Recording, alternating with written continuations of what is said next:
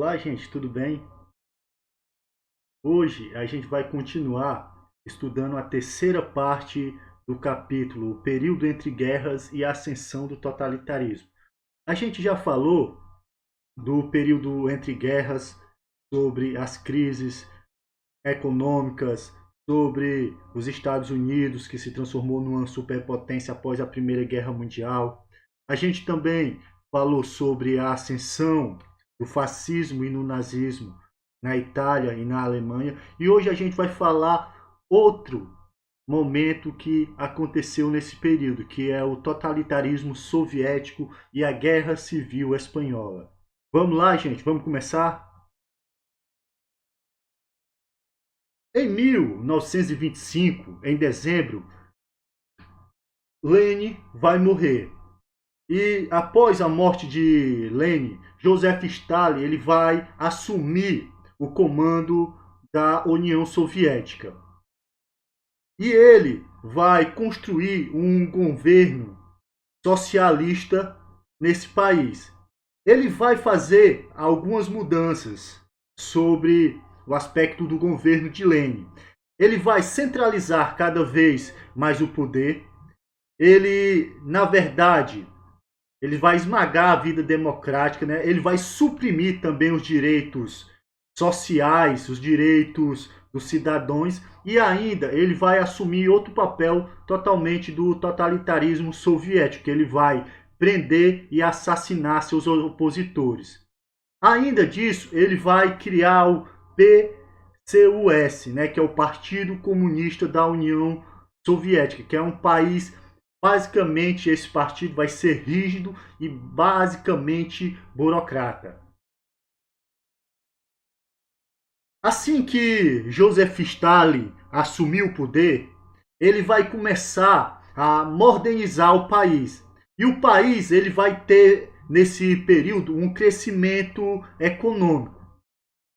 Em 1928, eles vão colocar na sua pauta o plano chamado Plano Quinquenais. O que é isso? Qual é o objetivo do Plano Quinquenais? Basicamente, esse plano ele busca planificar a economia, que ele vai chamar, né, de NEP, a nova política econômica.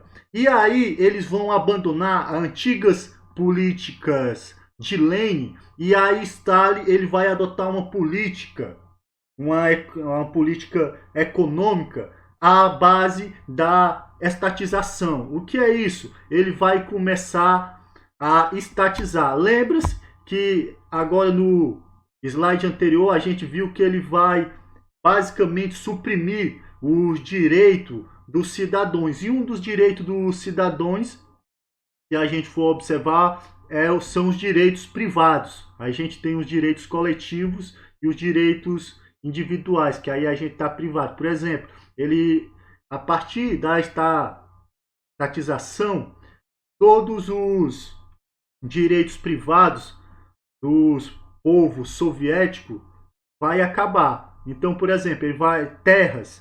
Se eu tinha terra, morava na ex-União Soviética, eu não teria mais terra, porque a terra vai se tornar do Estado. Também nesse período que assumiu o governo, Lenin ele vai investir na indústria, principalmente em máquinas e equipamentos.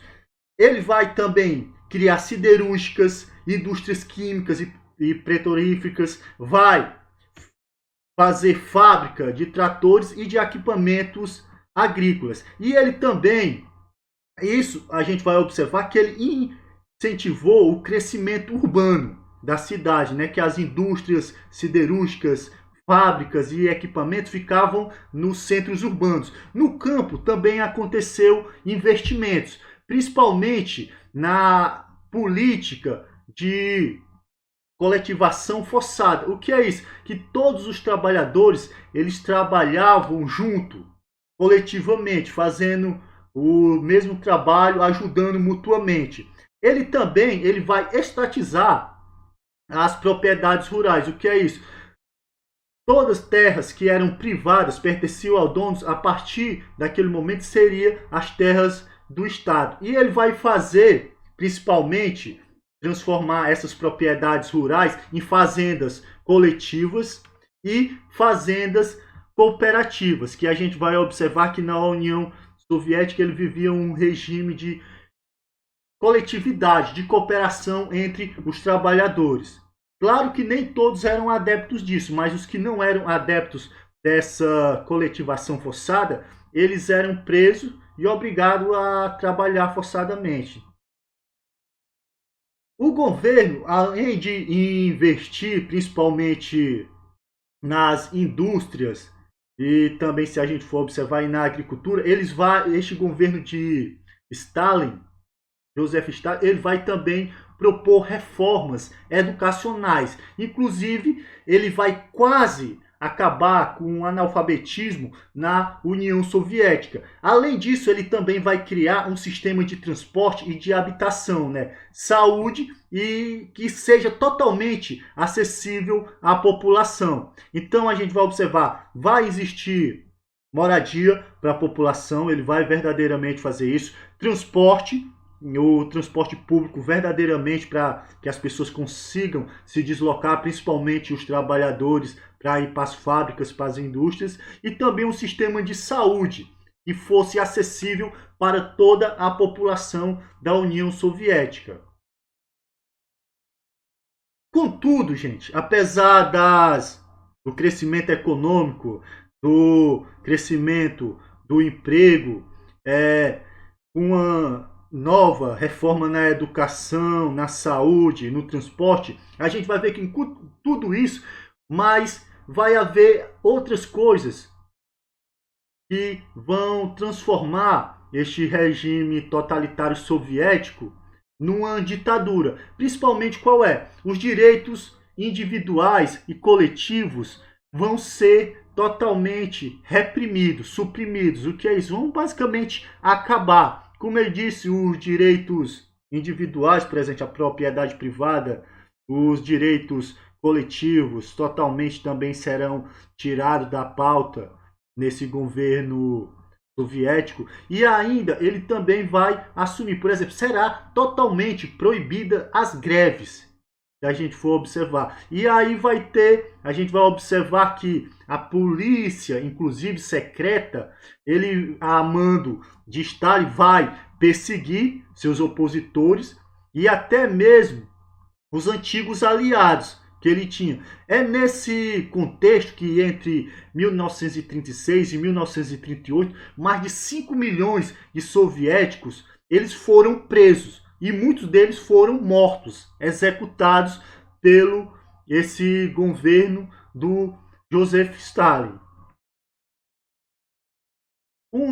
Das coisas que a gente vai observar do governo de Stalin, principalmente foi sobre os camponeses, por exemplo, a coletivação forçada, que basicamente o que era isso? Os camponeses, alguns eram presos e assassinados. Se a gente for observar cerca de 11 milhões de camponeses, né, se a gente for observar, acabaram deportados. O que foi isso? Foram basicamente expulsos dali da Rússia. E ainda, no governo de Stalin, foi criado os gulas. O que é isso? Na verdade, era um campo de concentração, né? Que é onde as pessoas que eram presas, né? Eles iam para lá para trabalhar forçadas. E aí, quem era que ia para o campo de trabalho forçado? Quem era? Opositores do regime. Aqueles que não queriam o trabalho de cooperativa, de coletivização, os opositores desse regime totalitarismo que acontecia na União Soviética, todo ia para esse campo de concentração, que era um campo de trabalho forçado, onde as pessoas iam lá ficar presas e eram obrigados a trabalhar para sustentar o regime do totalitarismo soviético. Aqui, gente, é aonde que está todos os campos de trabalho forçado na Rússia. Cada pontinho desse aí vermelho é um campo de concentração soviético, onde eram colocados os opositores eram pessoas que foram presos, que eram condenadas, eram obrigadas a trabalharem. Para a gente saber mais, gente, inclusive eu quero indicar para vocês um livro. Aqui, inclusive, se você está vendo aqui o QR Code, que é Gulag, que é da Anne Applebaum, que foi um livro que ela escreveu, a Anne escreveu, que ganhou o Prêmio Nobel de Literatura. Então, gente, é um livro muito bom para vocês entenderem sobre os campos de concentração soviéticos, esses campos de trabalho forçados. E aí a gente vai observar que milhões de pessoas, de criminosos, prisioneiros políticos, trabalhavam em regime de escravidão e regime subhumano, verdadeiramente. Eles eram escravos. Então eu indico esse livro aqui para vocês lerem, tá bom? Inclusive eu tenho ele em PDF, vou colocar para vocês lerem. É um livro muito bom. E lembrando que Anne, ela ganhou o Prêmio Nobel de Literatura com esse livro. É bastante interessante. Todos vocês deveriam ler, viu? Eu gostei de ler, indico para vocês. Mas vamos continuar? Ó, no regime totalitarismo soviético, ele foi apoiado por muitos, principalmente intelectuais e artistas. Se a gente for observar que quando o totalitarismo assumiu seu poder no ponto mais alto, no clímax, quando Joseph Stalin assumiu o poder, a gente vai observar que ele censurou os artistas, censurou os intelectuais, como, por exemplo, a cineasta Sergei Eisenstein, a poeta Anne Akhmatova e, inclusive, um deles, que é o Vladimir Mayakovsky, ele desiludido, principalmente porque ele apoiou esse governo a assumir o poder, principalmente a gente vai observar na Rússia, esse novo regime político assumiu o poder, e aí ele atormentado, inclusive perseguido pela polícia secreta soviética, ele acabou se suicidando, né? Ele acabou optando em se matar. E aí a gente vai observar que isso aconteceu com muitos artistas intelectuais que eram censurados principalmente pelo totalitarismo soviético. Também, como aconteceu principalmente no fascismo e no nazismo, a gente vai observar que no totalitarismo soviético, as propagandas, as mídias foram adotadas também no regime totalitarista soviético, principalmente como o papel de Hitler, que era cultuado, o papel de Mussolini também, que existia a cultura aos ditadores do fascismo e do nazismo, que eram de extrema direita. Também a gente vai observar que no totalitarismo soviético teve um culto ao Stalin. A gente vai observar que os meios de comunicação eles eram utilizados para cultuar Joseph Stalin.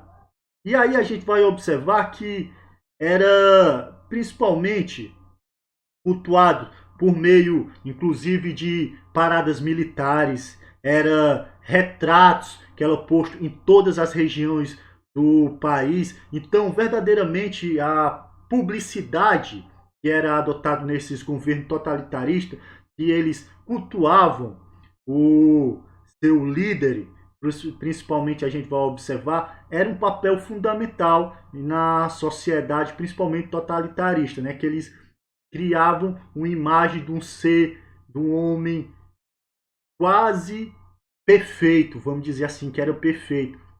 Só que com Stalin, basicamente o sonho que foi conseguido através da Revolução Russa de 1905 e 1917, que era o sonho de Lenin, de uma sociedade igualitária e de uma sociedade democrática, basicamente vai acabar nesse período. Por quê? Porque com Stalin, o sonho, na verdade, vai se transformar num pesadelo.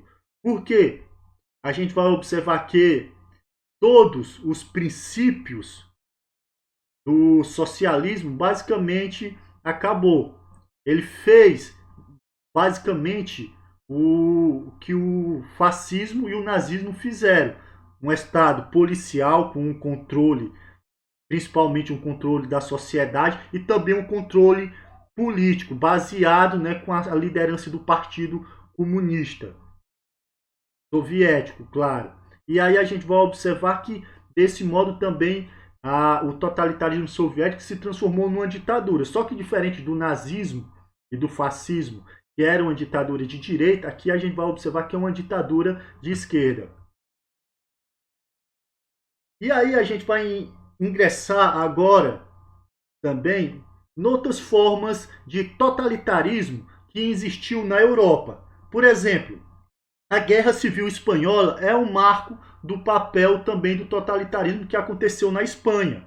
Por exemplo, entre 1923 e 1930, a Espanha ela vai estar numa ditadura militar também, de caráter, inspirada inclusive no fascismo. E aí a gente vai observar lá inspirada o fascismo nos caracteres, principalmente que Mussolini adotou na Itália.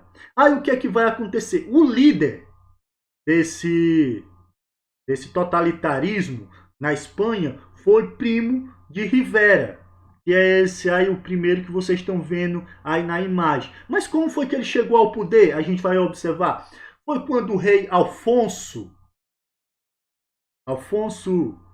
o rei da Espanha, em meio a uma grave crise econômica, e a gente pode observar que entre 1923 e 1930, as primeiras décadas após a Primeira Guerra Mundial, a gente vai observar que, tirando os Estados Unidos, que estava verdadeiramente num sonho americano, estava com a sua economia lá em cima, os outros países que estavam na Europa, principalmente a Espanha, principalmente nesse período que a gente sabe que em 1929 teve a queda da Bolsa de Valores de Nova York.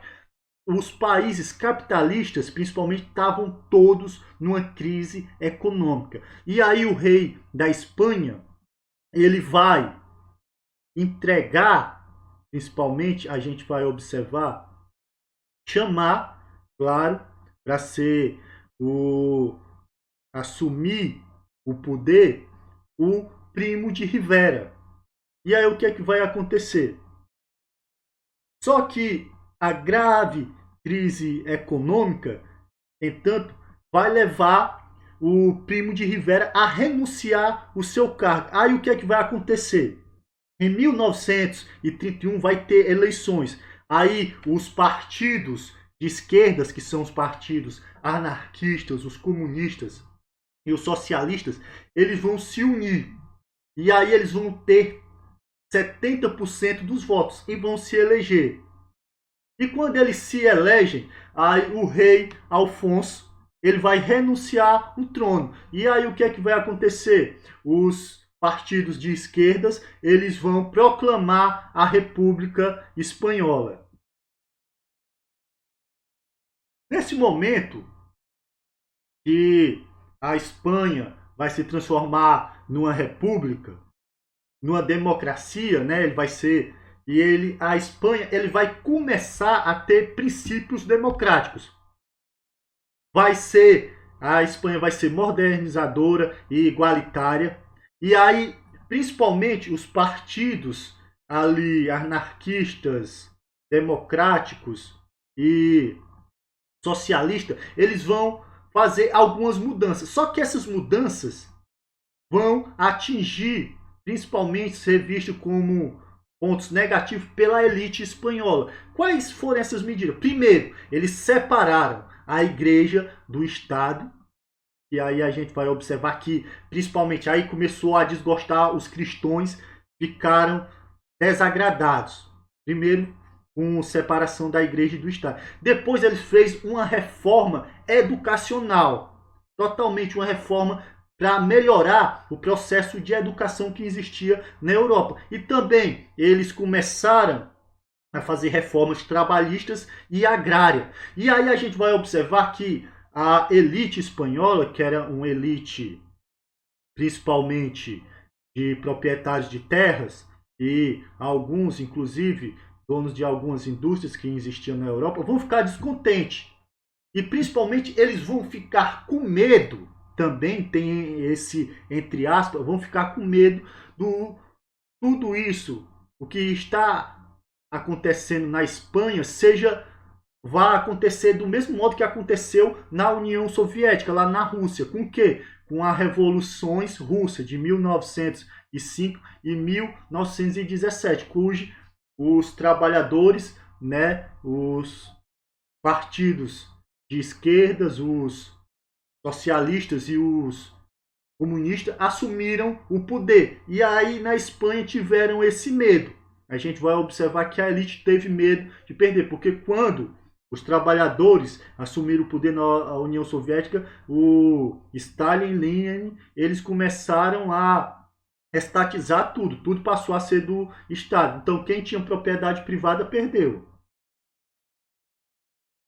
Aí foi nesse período que a Espanha ela vai se dividir em grupos antagônicos. O que é isso? Com opinião e ponto de vista diferente. Aí vai ter um grupo de esquerda, que é a Frente Popular, que aí vai ser a base de apoio todos os setores democráticos, republicanos, e basicamente eles são apoiados pelos trabalhadores e também pela classe média alta. E do outro lado vai estar as falanges, que é de direita, inclusive com tendências fascistas. E também, e quem era que apoiava o professor? A Falange, este grupo de direita, tinha tendências fascistas, principalmente militares, grandes propriedades de terra, a igreja, e a igreja perdeu muito quando ela se separou, quando os partidos de esquerda, quando assumiram o poder, separaram o Estado da igreja, perdeu muito, e a burguesia urbana, que estava com medo, como eu já falei, de acontecer o que aconteceu na União Soviética.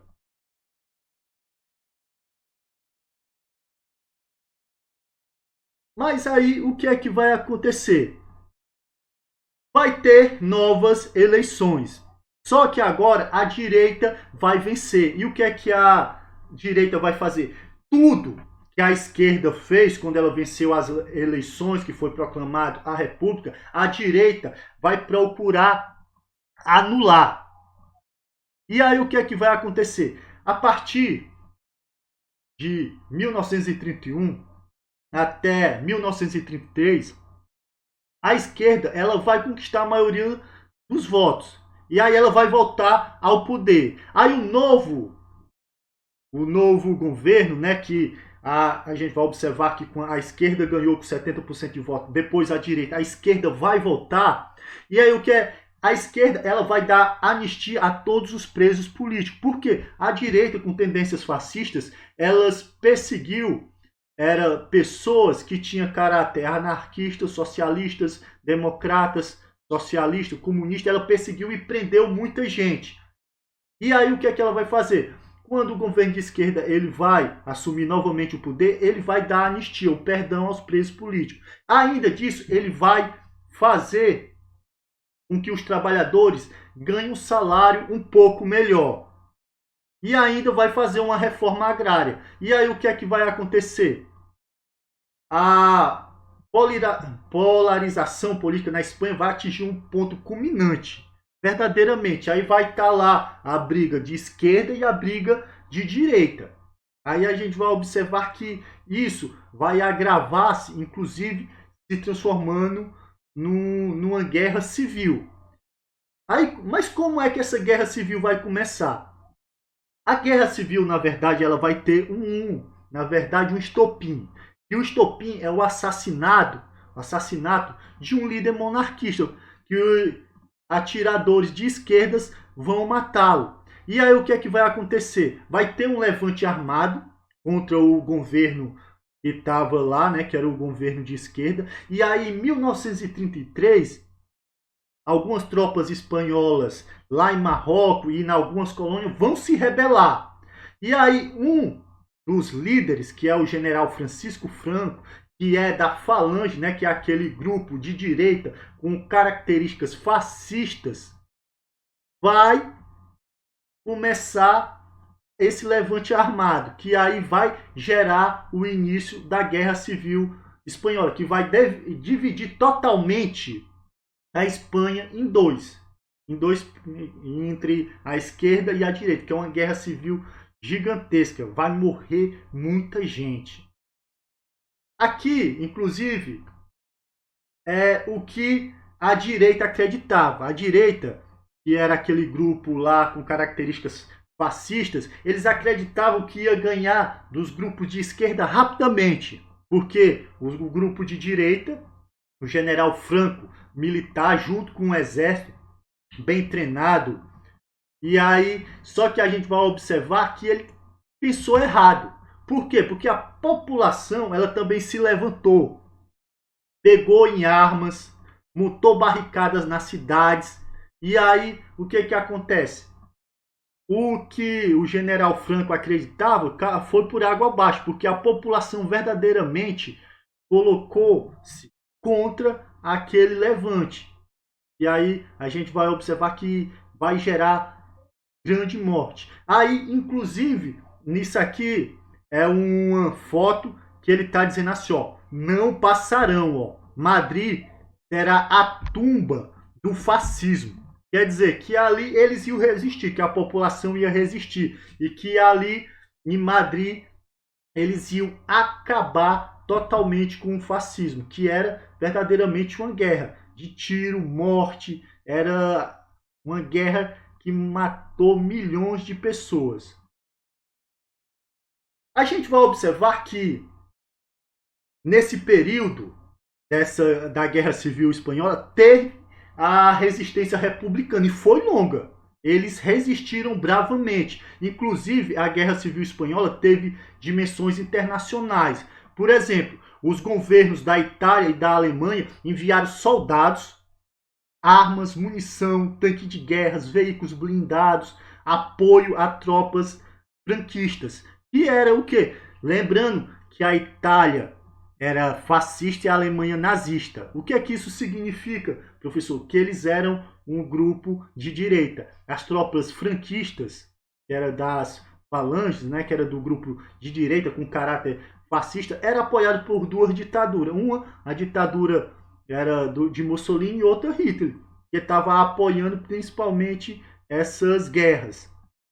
Do outro, também, o governo de Portugal, que também estava numa ditadura do então ditador Antônio Salazar, ele vai também mandar 13 mil soldados para enfrentar os republicanos. Se a gente for observar, ó, Portugal, a Itália, a Alemanha, parte da elite espanhola era de caráteres que a gente vai ver totalitária, só que o totalitarismo de direito, com características fascistas e nazistas.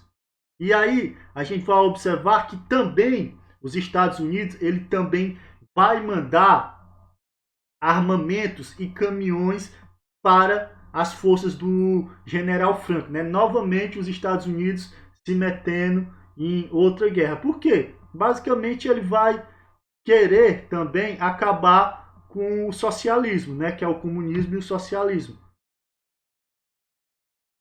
Mas não foi só os países que tinham características fascistas e nazistas, né, uma ditadura de direita, que vão enviar apoio.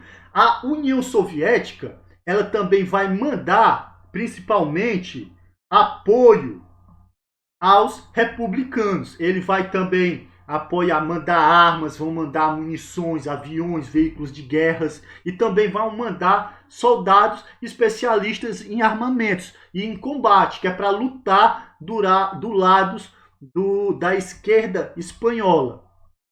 Ainda, além disso, vai a esquerda da Espanha, ele vai contar com muitos voluntários de 53 países, mais de 50 mil voluntários vão lutar contra os falangistas, né, que são os grupos de características fascistas que viviam na Espanha. Só que a gente vai observar que vai acontecer uma coisa.